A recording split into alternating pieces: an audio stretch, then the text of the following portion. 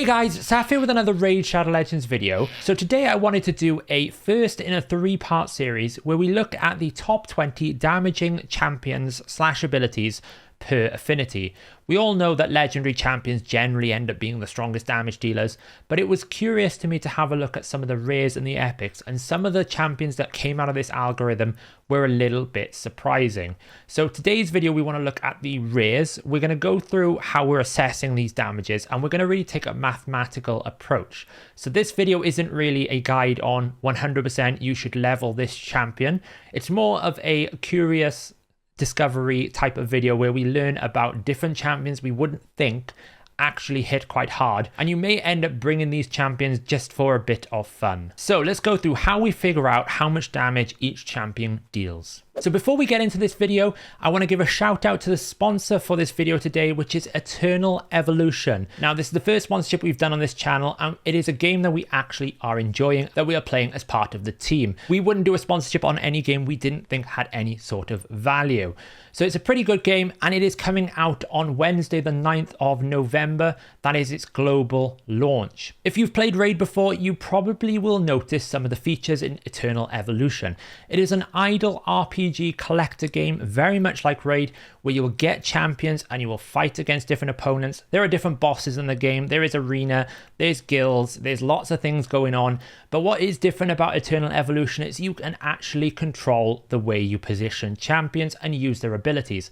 The graphics are also top notch. It looks like a really cool game to play, and it is set in kind of like this futuristic, distant sci-fi planet world. So 100%, if you are interested in this game, use our link and you will get some free pre-registration rewards, which includes an epic hero for your team, an advanced recruitment card, a rare hero shard, some elite equipment, and some diamonds for you to use as you play the game. If you want to get involved, you can now head over to the Hellhades Discord. We have a special area for Eternal Evolution. You can join the Discord, you can join our guild. We will be on server EU59 if you want to join the team and other players in the community who will be playing this game. But again, Eternal Evolution, it launches on Wednesday. Get involved, guys. It's a really fun game. We will be playing it. But now on to the video. As we know, every champion in the game has an ability. They have base stats, and then those abilities will have some form of damage multiplier. Now, in general sense, there's normally conditions that requires you to set up the champion. Sometimes they require different buffs, effects to be able to maximize their potential. The way we have calculated the damage potential in the following tables assumes you're going to be using these champions optimally. So for example, if we're going to go and consider a champion such as Mashaled is a great example here, where he's in the Undead Hordes.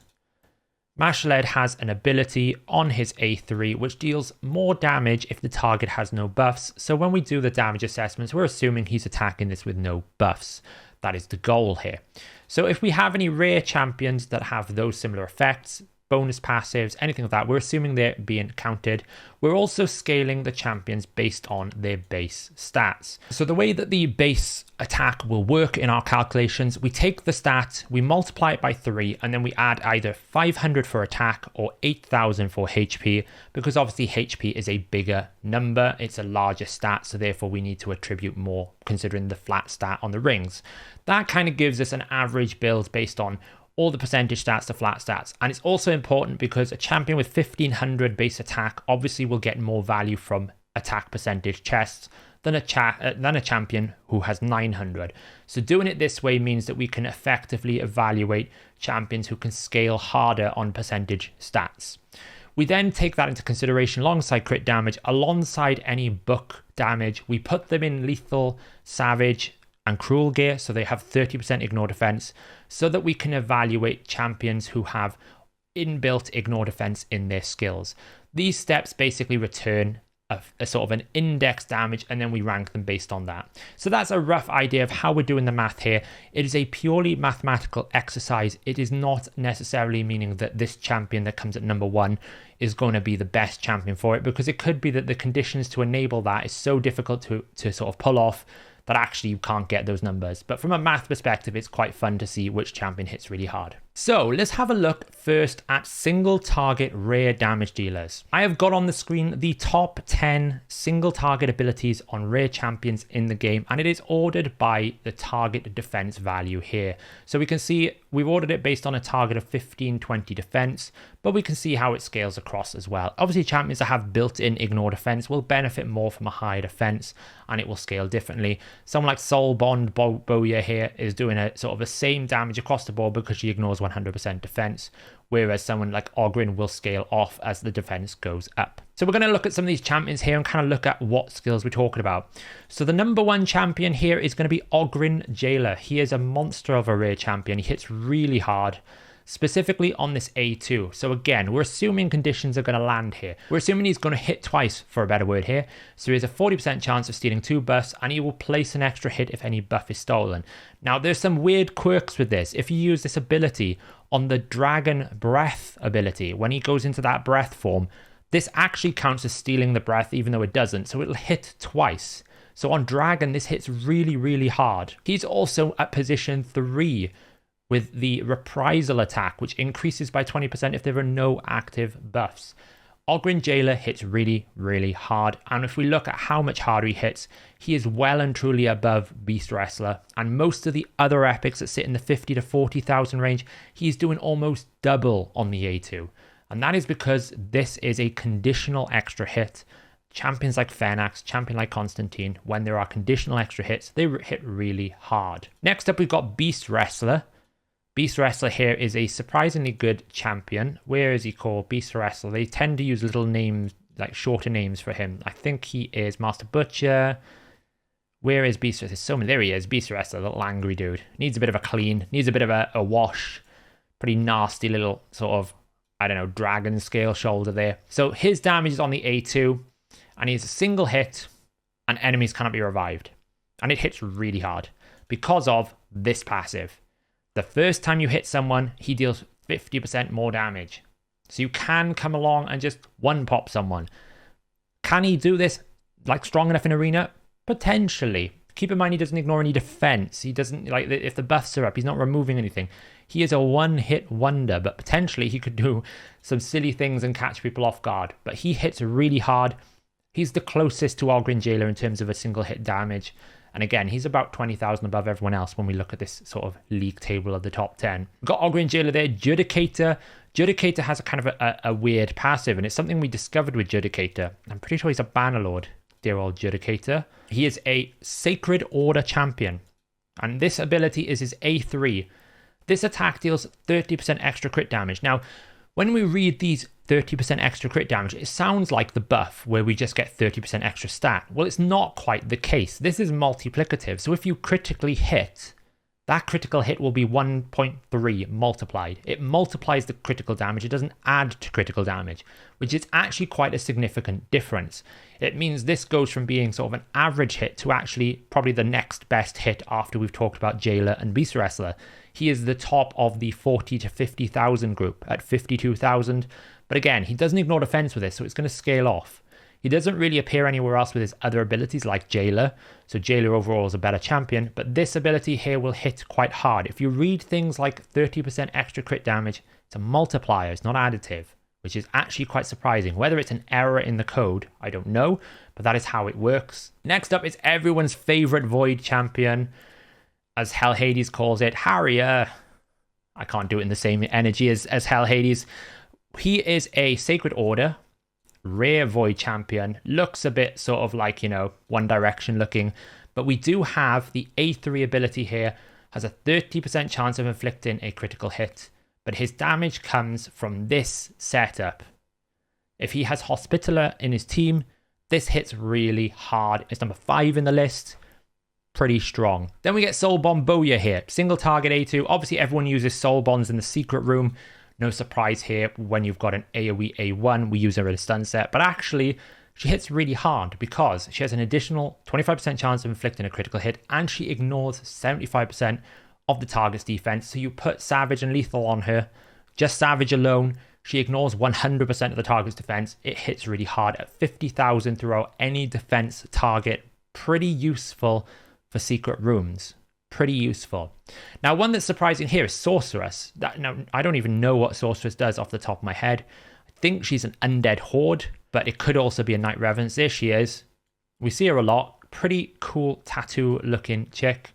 A2 attacks one enemy 2 times, has a 20% chance of placing an extra hit. Now, the 20% chance here is where it happens in terms of damage. So it's assuming you're going to get that extra hit. So you get 3 hits. If you manage to land that, it is a strong attacking ability. You also get a lot of books. It's a 2-turn cooldown. So you could do some cool things with a setup where you basically keep rotating back to this, put it in reflex, turn this off. Can it hit a lot of damage? Probably.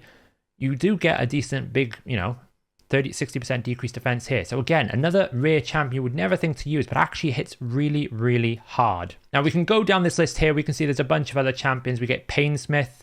The dwarves do feature a lot when it comes to rares because they have so many rare champions. We have Painsmith. He's another champion here.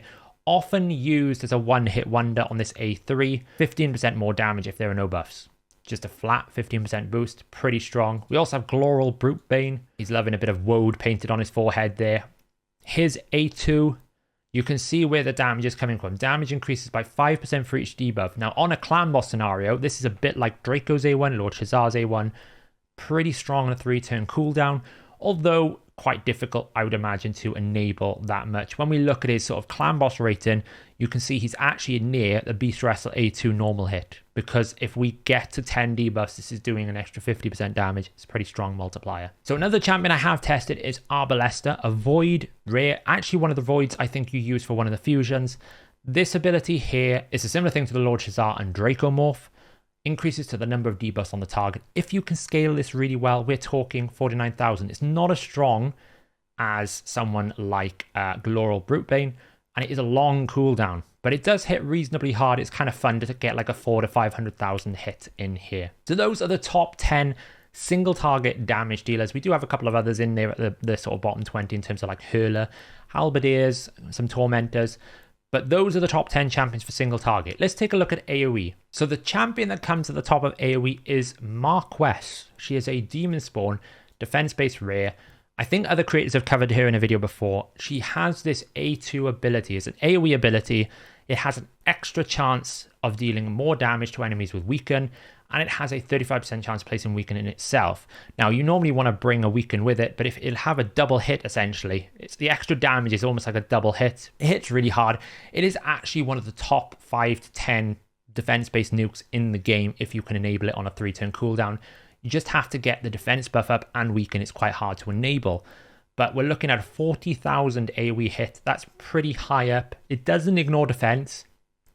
So from a Plat Arena perspective, it's almost not usable. And it doesn't have any sort of really strong kind of usages here. But it's really kind of like a strong defense-based nuke. Because she's defense-based, she's tanky, she'll do a lot of damage. Next up is a champion that Hellhades picked up, like I think about a year and a half ago when we first started doing these damage assessments. Purgator. Now, Purgator is a unique champion in the sense that he has a passive ability that increases his own damage based on the number of debuffs that are on him. So again here, attacks all enemies, inflicts 10% extra damage for each debuff on this champion, stacks up to 50%. So the only champion that actually can set him up is Gerptuk. That gets you 30% extra crit damage, but this is pretty strong. We're talking it gets up to 31,000 AoE with the potential for more if you get a few more debuffs. The rest of his kit is okay, it's a single target ability. But really, we're talking this ability here, 3-turn cooldown, smash, as long as you bring Gerptuk. Again, the setup is a bit of an issue for him here to enable this damage. Then we have one of the starter champions, the better arena champion, Elhain. She comes in here at around about 30,000. You can see all of the starter champions' AoEs are kind of okay. They're about the same thing. The difference with Elhain that makes her better is she has 2 AoEs. She has this AoE, which is the second hit. Her A2 is not her big damage deal. It's the A3, which double hits. But she comes in as well on the A2, and she has a secondary AoE, which is always helpful. But her AoE is on the par with Galek's AoE, with Kale's AoE. Then we have Headsman of all champions. Again, these are champions we would never think that actually we would ever use. I think Headsman is a Sacred Order. Again, another faction that has so many rares. And his ability, his A2, attacks all enemy, has a 30% chance of placing heal reduction. That comes in around about 29,000 here. Not really a big hit on high defense targets. There's no ignore defense, but it is actually just purely based on multipliers, a strong ability. Now, the one thing to note about this top 10 is that Aethel is actually quite a bit lower than her other starter champions in that kind of order. She's about 3,000 on our index weaker, which is actually kind of shows why Kayle is the best starter for Poisoner, but Elhain's the best damage dealer because Gaelek in itself doesn't have as much AoE, but Aethel isn't that much stronger than Gaelek in terms of the abilities here because her actual raw damage is a lot lower. We do have two other champions to round out the top 10. We've got Slayer. I think Slayer is a barbarian champion here. There he is. He wears the skull crown here. Slayer's A2, just a standard AoE. None of these champions seem to have much sort of fancy things going on with them, but they just hit hard because of their multipliers, their base attacks. Judge is probably the one notable champion here because of his ability to do some funky debuffs. He is used quite a lot in secret rooms, but he can hit quite hard. We're looking at Judge's A2, which attacks all enemies 2 times, and it'll fill his own turn meter for each critical hit on a 3-turn cooldown. But Judge's A1 also does the Lord Shazar effect. So when we look at sort of the single target, that ability will go up a lot higher on a clan boss index. We can see here, he's got this cool passive where he'll apply different debuffs every time he attacks. So the idea is you put him in a stun set with debuffs and he really controls those secret room waves. So that is the top 10 damage dealers in raids for AoE. Marquess and Purgator are the standout AoE champions here, although Elhain is probably the easiest one to set up and use in any arena setting because she has a double AoE, doesn't require setup, good base attack, good base multipliers, pretty easy to use. So one of the main things that I often like to do when I'm looking at a champion, and something that isn't considered too often, is look at their cooldowns versus their overall damage to try and get an assessment when I'm using champions for clan boss as to how much do their overall kit contribute in terms of damage. That is looking at their on-hit potential divided by their cooldowns to look at uptime of their different damage abilities. And I've kind of done a math assessment on this as well. And we kind of look at the overall damage assessment. We're going to look at it in the context of a clan boss setup. So if the champion has a need for debuffs, we assume that there are going to be 10 debuffs out there. If they need buffs, there'll be 5 buffs on themselves. Things that we can control more effectively to assess them correctly. We're going to look at the top 10 champions that deal damage based on their overall kit, looking at their cooldowns and kind of assessing how much can their overall kit pump in terms of damage. So you can see the number 1 champion here is the Jailer. He is a favorite of mine alongside Whisper. The Jailer is a monster. His overall damage is well and truly above anyone else. He hits plenty of times. If you schedule this correctly in the AI, you can get him stealing the affinity buff alongside then hitting this when there are no buffs up, and he can also remove it if you get unlucky. So he will hit really hard with all of his abilities. He sits at around about 71,000 damage. You can imagine this number is DPS, damage per skill. That's about 71,000 there. The next champion up, surprisingly, is not a champion we've talked in this video at all, but he makes an appearance. And he is a Lizardman of all things. He is Hurler. Now Hurler is in here because of his A1 damage potential and his A2 low cooldowns. All abilities, even though maybe none of them make the top 10 individually, combined, they actually result in the second highest rare overall damage ability in the game. Quite impressive. No extra hits here, but we do have a chance to ignore defense, so it's going to assume that that happens, which isn't always going to be the case, but it's going to assume that it does, and we also get a 30% fill on a 3-turn cooldown. I might actually look at putting this champion in a clan boss team to kind of see what kind of crazy teams I can come up with and actually see how much damage he can produce. Next up we have Tormentor. We did talk about Tormentor. That is in the Demon Spawn faction. He was appearing in one of our lists and he is in here for his different abilities. So again, he is going to assume that this extra attack happens, but it would be a normal hit. It's going to assume that we get all 2 attacks here on the same target, and it's going to assume here that this attacks 1 times twice as well. So you can see we're getting a single hit with an extra chance, 2 hits, 2 hits. So the damage on a single target makes him the 3rd highest overall damage per skill rare in the game. Next we have Conqueror. We didn't see him in a list, but you can see how the list changes now that we have the context of cooldowns. Arbalesta doesn't make an appearance in this list because her cooldown is too high. It's like 5 turns. It takes a long time to get back to. Where low cooldown champions will make an appearance because overall their kit is going to deal more damage. Conqueror makes an appearance here because overall his kit is just strong damage. He's got a really high 1-4-2-1 base attack, a 2-turn A2 here. This is only a 5-turn, books to 3 turns, so we get a 1, a 2, and a 3 turn. So again, low cooldowns means more damage. Pretty strong abilities. He comes in at number 4. They're quite close here. Obviously, Ogren Jailer is standout above.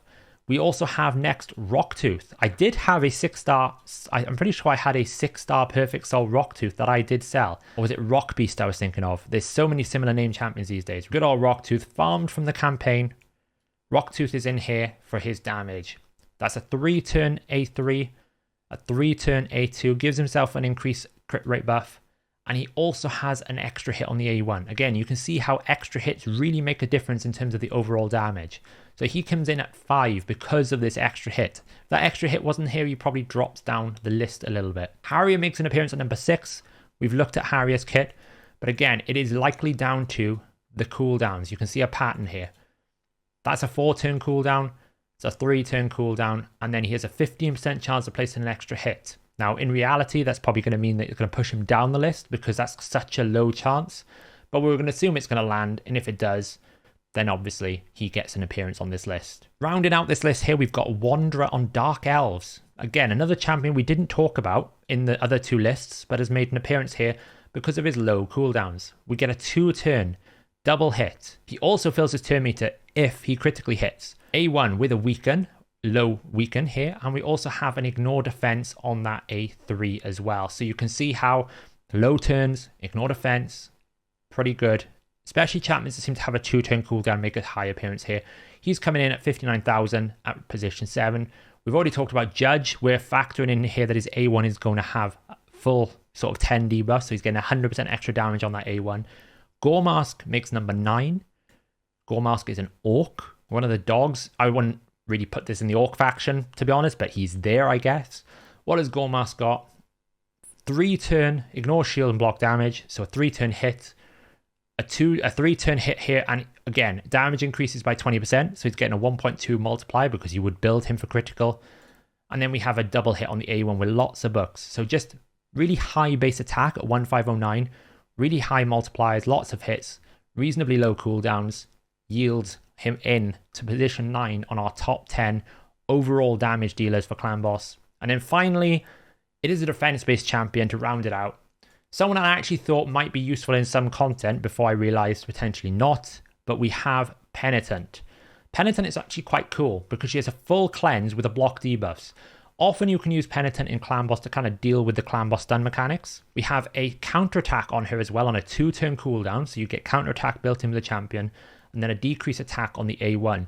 The main thing here, this doesn't deal damage, this does. So we're kind of assuming you turn this off and you basically go A1 into A2, A1 into A2. And because it's such a low cooldown with counterattack, her kit produces quite a high damage dealer at number 10. So there you go, guys. That is kind of like a bit of an analysis on the mathematical damage dealers of rares. I really enjoy these kind of assessments because it kind of uncovers champions you'd never think to use because you might not actually need to keep the effects on, or you might not need to keep them alive. All you care about is really sort of hitting really hard. Someone like Hurler, I would never think to use in a Clan Boss, so I might do some content now following this video, put him into a Clan Boss team, build him up to 60 for a bit of fun, and see kind of how much damage he can really do. If you watched my video yesterday, you would have seen the impact of a blessing can have on a champion.